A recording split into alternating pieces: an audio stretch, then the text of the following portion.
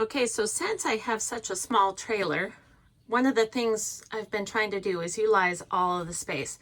And as you can see from the picture, this space was just a mess, jumbled mess, and it was too tall for some things and not tall enough and all sorts of stuff. So I went to Lowe's and Home Depot and I looked at all those expandy wire shelves, and they were either too narrow, not long enough, things like that. And so I thought I'm going to make a shelf, and my wonderful neighbor who has a table saw helped me, but you could also get help from Home Depot. So what we did was I measured the height of a cake box or a thing of pasta, so we would have high enough to put this stuff in, and that was about 8.5 inches.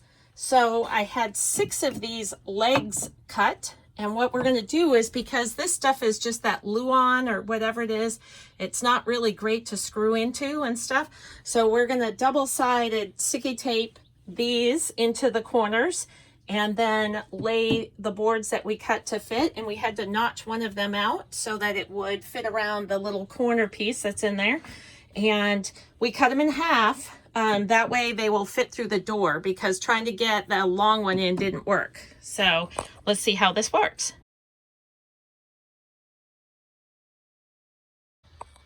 Okay, so now we have all the blocks put in with double-sided sticky tape to hold them to the sides. And there's one in the back, and then there's one behind this post, and then one in each corner. Now, if I wanted to, I probably could screw these in through the side, but I just figure I'll go through the edge and I don't want to. And once I get the wood pieces in, the shelving pieces in, I could screw these down to the posts if I want to hold it better. So, but I think I'm going to try it without, since it was a very, very tight fit, and we had to notch one to go around a corner piece of wood that was in there. So let's slide these in. Now we did, again, cut them in half because that way they will fit in here. If you try to do one long piece, I couldn't get it to fit in. So we did 2, cut it in half. So now we've got the custom fit pieces in, and you can see where the piece went down the center and it's resting on the blocks. And if I want to, I could also take some Maternabond tape and tape it together, or some duct tape or something put on the top just to hold them so they don't shift at all. But I think I'm going to leave it just the way it is. And I think I may go ahead and screw the corners down into the blocks so that they stay secure.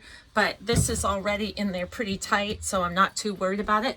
But now we have from one disorganized shelf to 2 shelves, and it was all reclaimed wood and stuff I had from another project at my house. But it would have been very inexpensive to buy a piece and have it cut at Home Depot.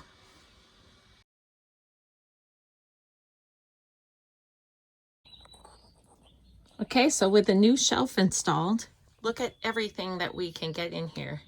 Nice and organized, and it's super easy to do. And we got these bins, so we've got everything lined up. So pasta boxes, and we put stuff like pasta sauces and things in between the 2 blue containers, things that we may not use every day. And then we have these blue containers that we got from Target that have the little dividers in the center, so we can divide up all the different things like mixes and keep them super organized. And we can put these containers in here that have like rice and spices and cooking, baking supplies, things like that, to keep mice and things away, which is great. And they're easy just to slide out. We just take out one container and then just slide these right out, and we can pull them out and use them, and they have a handle on top. If you didn't have these set up this way, we could fit an awful lot of stuff in this shelving system now and have it all set up to be able to buy when things are on sale like we do normally, and then put them up here to store and keep organized. Okay, simple fix for the no shelf.